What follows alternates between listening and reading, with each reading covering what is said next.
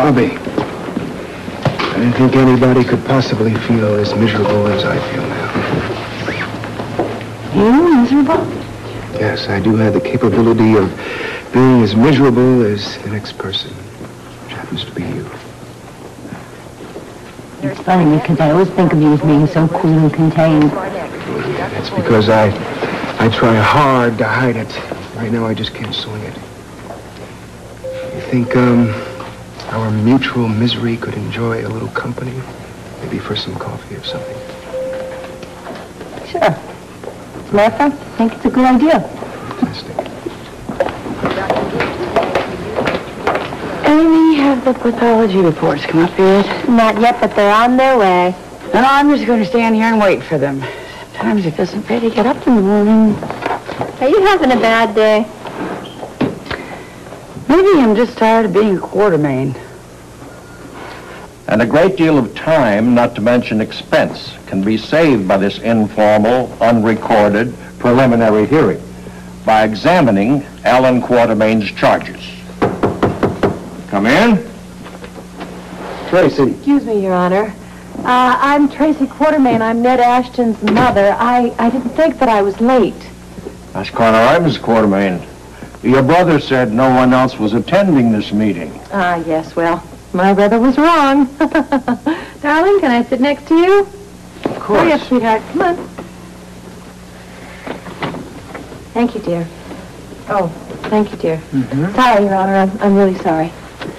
I was saying that the point of this informal, non-recorded meeting is to hear what Dr. Quartermaine has to say about Edward Quartermaine's mental condition and competence when he wrote the codicil to this will shortly before his untimely death. Enormous sums of money are involved in this matter. It is my opinion that enormous sums of money have never brought out the best in anybody. A lawsuit over a will can take years and be painfully costly.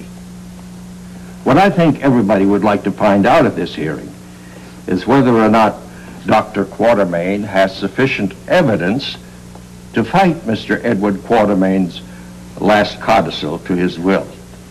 Doctor, would you care to state your case now? Thank you, Your Honor.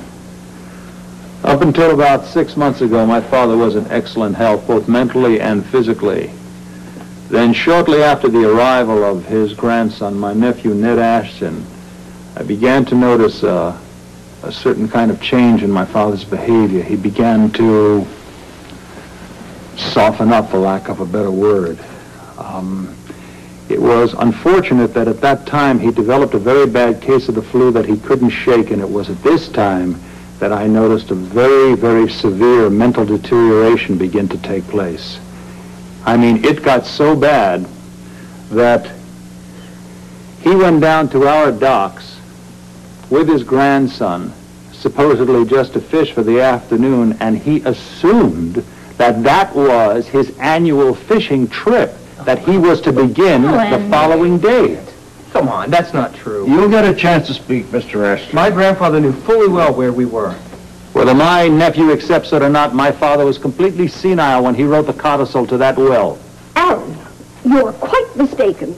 My beloved husband was not in the least bit senile.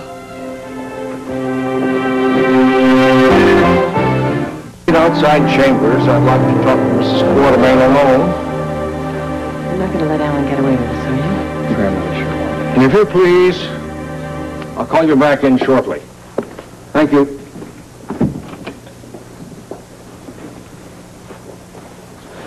Lila. Dear Floyd. You're still the most beautiful woman I've ever known. And you're as dashing as ever. Not dashing enough when Edward came into the picture. You never really knew how deeply in love I was with you.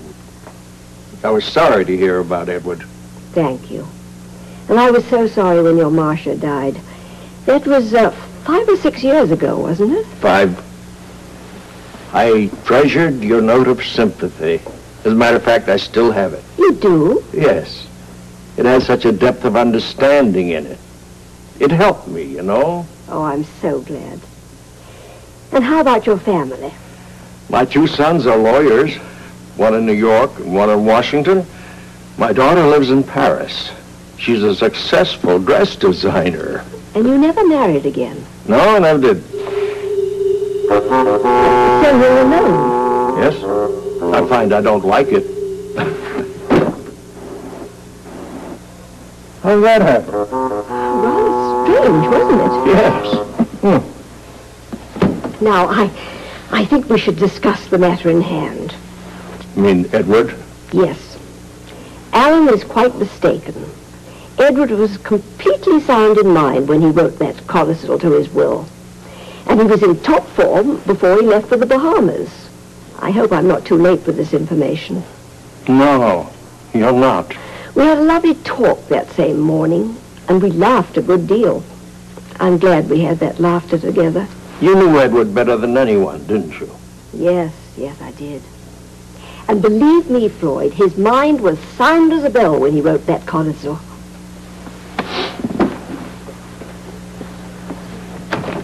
I'm ready for you, please. As you may know, the law of this state stipulates that the spouse of the deceased and any living children are entitled to receive equal shares of the deceased's estate, no matter what the will states. That doesn't include grandchildren, does it? No, but you didn't let me finish. The law also gives some leeway to the presiding judge in these matters, and it is our solemn duty to try to fulfill the last wishes of the deceased. In other words, the ball is in my court. But if we're each entitled to a third... Not according to the will, and based on facts presented to me by the widow, it is my opinion that Edward Quartermaine knew exactly what he was doing in writing that codicil. Therefore, in the interests of serving Edward's wishes, his last will and testament stands as written. This is outrageous. You're flaunting the law. I recommend you don't pursue this lawsuit, Doctor. You won't get anywhere with it, in my considered opinion. Well, darling, you get it all. That's the way it looks. Sorry, Alan. You haven't heard the end of this. Mother, can we drive you home? No, thank you, dear. I have Jennings. But would you please tell him that I'll be along in a moment?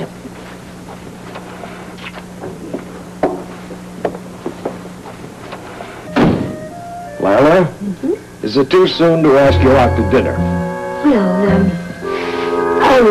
yes, Floyd. I thank you, but I think it is a little too soon.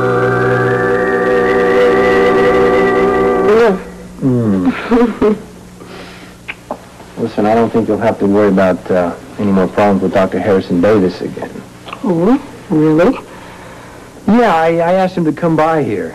He did. We had a brief but straight talk. Oh, what did he have to say? Well, he really didn't get a chance to say much of anything. I did all the talking. What have we got here? Oh, well, couldn't get your favorite, the corned beef, but I got ham and Swiss on rye, okay? Ooh, this is perfect. That's good, okay. You know, Harrison's having a hard time facing the fact that we're back together again for good. Okay. But you would have been proud of me. I always am. No, I wanted to punch the guy's lights out, but I didn't. I'm glad of that. Look, when I promised you no more hot-headed Tom, I meant it, sweetheart. I'm glad for that, too. You should try to avoid getting involved on a professional basis if you can. Yes, of course. You know what I don't like about that guy? What? He's a sore loser.